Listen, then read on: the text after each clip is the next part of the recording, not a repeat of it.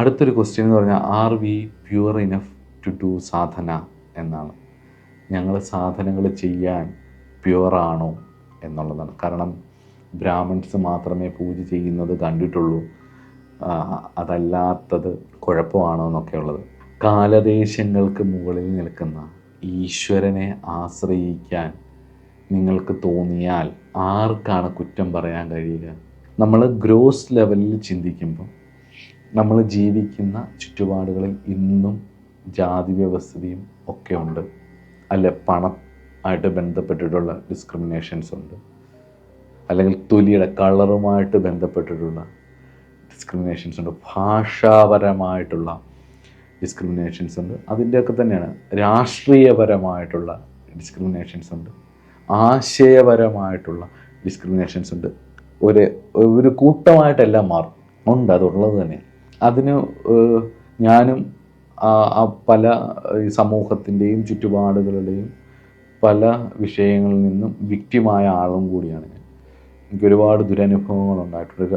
മര്യാദയ്ക്ക് ഒരു ധാർമ്മികമായിട്ടുള്ള ഈശ്വരോപാസനയിലൂടെ പോകാൻ വേണ്ടിയിട്ട് മുന്നോട്ട് പോകുമ്പോൾ ഒരു സമൂഹം നമ്മളെ എങ്ങനെയൊക്കെയാണോ ഉപദ്രവിക്കുന്നത് അതിൻ്റെ ഒരു വിക്റ്റിമും കൂടിയാണ് ഞാൻ. എൻ്റേത് പോട്ടെ, ഒരിക്കലും ഞാൻ യൂട്യൂബിൽ ചിദാനന്ദപുരി സ്വാമിയുടെ ഒരു പ്രഭാഷണം കേട്ടു. എനിക്ക് വളരെ ബഹുമാനമുള്ള ഒരു ശങ്കരവേദാന്ത പണ്ഡിതനാണ് അദ്ദേഹം. നമ്മൾ കേരളത്തിൽ ഇന്ന് ജീവിച്ചിരിക്കുന്നതിൽ ഏറ്റവും കൂടുതൽ ഈ വിഷയത്തിൽ സമാജത്തിന് വേണ്ടി കോൺട്രിബ്യൂട്ട് ചെയ്യുന്ന ആൾക്കാരിൽ ഒരാളാണ് സ്വാമി ചിദാനന്ദപുരി.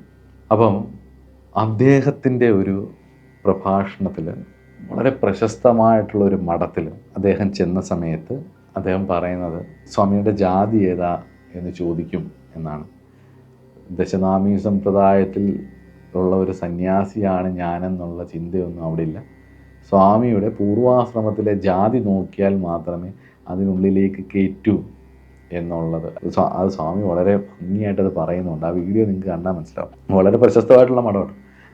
സന്യാസി ആണെങ്കിൽ പോലും സന്യാസ നാമം തന്നെ ഉണ്ടാവുന്ന ആ ചടങ്ങുകളെക്കുറിച്ച് മനസ്സിലാവും. അപ്പോൾ സന്യാസ നാമം കിട്ടിയ ഒരാളാണെങ്കിൽ പോലും അദ്ദേഹത്തിൻ്റെ പൂർവാശ്രമത്തിൽ ജനിച്ച ജാതി നോക്കിയിട്ട് ചില സ്ഥലങ്ങളിൽ കയറ്റത്തുള്ളൂ. അപ്പോൾ ജാതി വ്യവസ്ഥയൊക്കെ ഉണ്ട് ഇന്നും, ഇല്ല എന്നും പറയത്തില്ല. കേരളത്തിലെ പല ക്ഷേത്രങ്ങളിലും ഇന്നും ഒരു പർട്ടിക്കുലർ ജാതിയിൽ ജനിച്ചാൽ മാത്രമേ പൂജ കഴിക്കാൻ പറ്റത്തുള്ളൂ. അപ്പോൾ അതൊക്കെ ഒരു ഗ്രോസ് ലെവലിലുള്ള ഒരു സാമൂഹിക വ്യവസ്ഥിതിയുടെ ഭാഗമാണ്.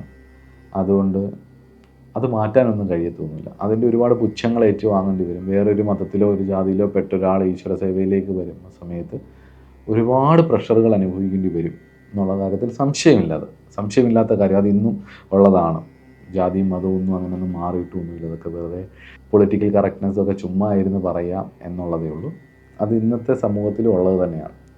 അല്ലെ പണത്തിൻ്റെ പേരിലുള്ള ഡിസ്ക്രിമിനേഷൻസ് ഉണ്ടാവും, ഇല്ല എഡ്യൂക്കേഷൻ്റെ പേരിലുള്ള ഡിസ്ക്രിമിനേഷൻ ഉണ്ടാവും, ഇല്ല ആശയപരമായിട്ടൊക്കെ എന്തെങ്കിലുമൊക്കെ തരത്തിലൊരു ഉണ്ടാവുന്നത് മാറ്റാനൊന്നും പറ്റത്തൊന്നുമില്ല. അങ്ങനെ തന്നെ പോകും. എക്കാലവും ഉള്ളതായിരുന്നു, ഇനി അങ്ങോട്ട് അങ്ങ് വരികയും ചെയ്യും. പല രീതിയിൽ മാറും, പല തരത്തിലത് മാറിക്കൊണ്ടിരിക്കും.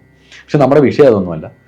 അപ്പോൾ അതൊക്കെ ഉണ്ടാകും എന്നുള്ളതാണ്. നിങ്ങൾ അതൊന്നും നോക്കേണ്ട കാര്യമില്ല. നിങ്ങൾ ഈശ്വരനെ ആശ്രയിക്കാൻ വേണ്ടിയിട്ട് നിങ്ങൾ ആത്മാർത്ഥമായിട്ടാണോ ആഗ്രഹിക്കുന്നതെങ്കിൽ നിങ്ങൾക്കറിയാവുന്ന വഴിയിലൂടെ മുന്നോട്ട് പോകൂ. നിങ്ങൾക്കൊരു പ്രശ്നം വരുന്ന സമയത്തോ അല്ലെങ്കിൽ നിങ്ങൾക്കൊരു ഗുരുവിന് ആവശ്യമാവുന്ന സമയം പ്രപഞ്ചത്തിന് മനസ്സിലാവും, നിങ്ങളുടെ മുന്നിലേക്ക് അത് എത്തിപ്പെടും. ഇല്ലെങ്കിൽ നിങ്ങൾക്കൊരു പ്രശ്നം വന്ന് വീഴുന്ന സമയത്ത് ഏതെങ്കിലും വഴിയിലൂടെ നിങ്ങളവിടെ എത്തും, നിങ്ങളുടെ ഗുരുവിൻ്റെ അടുത്ത് എത്തിപ്പെടും. അതുകൊണ്ട് അതിൽ പേടിക്കേണ്ട കാര്യമൊന്നുമില്ല. പിന്നെ ഈ ബ്രാഹ്മണ സമൂഹത്തിലുള്ള എല്ലാവരും മോശമാണ്, അല്ലെ അതിന് തൊട്ട് താഴെയുള്ള നായർ സമൂഹത്തിലുള്ള എല്ലാവരും ജാതി വ്യവസ്ഥതയുള്ളവരാണ്, അല്ലെ മറ്റുള്ള അങ്ങനെയൊന്നുമില്ല കേട്ടോ. ഗുരുദേവൻ്റെ ആ വാചകം തന്നെയാണ് എനിക്ക് ഇതിനകത്ത് പറയാനുള്ളത്. മതം ഏതായാലും മനുഷ്യൻ നന്നായി മതി. എനിക്ക് ഒരുപാട് സുഹൃത്തുക്കളുണ്ട്, എല്ലാ സമ്പ്രദായത്തിൽപ്പെട്ടവരും സാധകരായിട്ടുള്ളവരും. ഞങ്ങളുടെ ഡിസ്കഷൻസിൻ്റെ ഇടയിലൊന്നും ഈ ജാതിയോ മതമോ ഒന്നും അങ്ങനെ വരാറില്ല. ആശയപരമായിട്ടുള്ള സംസാരങ്ങൾ, ചിലപ്പോൾ അതിൽ തർക്കങ്ങളും വിതർക്കങ്ങളും ഒക്കെ ഉണ്ടാവും. പലതരത്തിലുള്ള കാര്യങ്ങളിൽ തർക്കങ്ങളുണ്ടാവും, ആശയപരമായിട്ടുള്ള അഭിപ്രായ വ്യത്യാസങ്ങളൊക്കെ ഉണ്ടാവും. ചിലപ്പോൾ അത് കൺഫ്യൂഷൻസ് അത് പറയും, ആരോഗ്യകരമായിട്ടുള്ള ഒരു ഇതുണ്ടാവും. അവിടെ അല്ലാതെ ജാതിയോ അല്ലെങ്കിൽ ഇന്ന നാളിന് മാത്രമേ ഇത് പറ്റത്തുള്ളൂ, അല്ല പാരമ്പര്യം പൂർണ്ണമായിട്ട് ഇത് വേണം, അങ്ങനെയൊന്നും ഇന്നുവരെ കണ്ടിട്ടില്ല. അത് ഇന്ന് കേരളത്തിൽ പിന്നെ നമ്മളിപ്പോൾ ജീവിക്കുന്ന കേരളത്തിലാണെങ്കിൽ കേരളത്തിൽ തന്നെ നമ്പൂതിരി, നായർ, അല്ലെങ്കിൽ ഈ ഏത് വിഭാഗത്തിൽപ്പെട്ടവർ നമുക്ക് സുഹൃത്തുക്കളുണ്ട്. അപ്പോൾ എനിക്ക് അതിനകത്ത് സാധകരായിട്ടുള്ള ആത്മബന്ധുക്കളുണ്ട്. അപ്പോൾ അതുകൊണ്ട് ഈ സമുദായമല്ല അത്. അത് സൊസൈറ്റിയുടെ ഉരുത്തിരിഞ്ഞു വന്ന. പക്ഷേ ഇതിലെല്ലാം ഈ പറഞ്ഞ ഇതിനകത്തെല്ലാം അല്പജ്ഞാനികളും അല്പബുദ്ധികളും വൈശ്യ സ്വഭാവമുള്ളവരും ഉണ്ടാവും. അവരുടേതായ ലാഭം മാത്രമേ വേറൊരാൾ കയറി വരുമ്പോൾ ഈഗോ സ്വാഭാവികമായിട്ടുള്ളപ്പം വേറൊരാൾ കയറി വരുമ്പോൾ ഇവൻ കയറി വരുന്നില്ല, ഇവള് പഠിക്കുന്നു, അത്ര നല്ലതൊന്നും അല്ല. ആ ഒരു വ്യവസ്ഥ ഉള്ളിലിരിക്കുന്നുണ്ട്. അവരുടെ മൈൻഡ് സെറ്റ് അങ്ങനെയാണ്. അവരെ മാറ്റാനൊന്നും പറ്റത്തൊന്നുമില്ല. അതൊക്കെ ഇഗ്നോർ ചെയ്ത് മുന്നോട്ട് പോവുക എന്നേ പറ്റൂ. ആരും താഴ്ന്നവരോ ഉയർന്നവരോ ഒന്നുമല്ല. വന്നാലും പോയാലും ഒരു ജനിച്ച് ഇത്ര ഇടയിൽ മരിക്കുന്ന ആൾക്കാർ ഇപ്പം ഈ ഭൂമിയിൽ ജീവിച്ചിരിക്കുന്നവരെല്ലാം ഇതിൽ 99.99% അടുത്ത 100 വർഷത്തിനിടെ മരിച്ചു പോകുന്നവരാണ്. അപ്പം ഇത്രയൊക്കെ ഉള്ളൂ ജീവിതം, അത്രയേ ഉള്ളൂ കാര്യവും. അപ്പം അതിനിടയ്ക്ക് ഞാനാണ് വലുത്, ഞാനാണ് ചെറുതെന്ന് വിചാരിച്ച് എനിക്ക് ഈശ്വരനെ ആശ്രയിക്കാൻ യോഗ്യതയുണ്ടോ, ഞാൻ ഇന്ന കുടുംബത്തിൽ പിറന്നു പോയത് കൊണ്ട് എനിക്ക് ഈശ്വരനെ ആശ്രയിക്കാൻ യോഗ്യതയുണ്ടോ എന്ന് വിചാരിച്ചിരുന്ന് എല്ലാവരുടെയും കയ്യടി മേടിച്ചുകൊണ്ട് എല്ലാവരുടെയും സപ്പോർട്ട് മേടിച്ചുകൊണ്ട് ഈശ്വരനെ ആശ്രയിക്കാനൊന്നും ഇരിക്കേണ്ട. നിങ്ങളുടെ വ്യക്തിപരമായ ആവശ്യമാണ്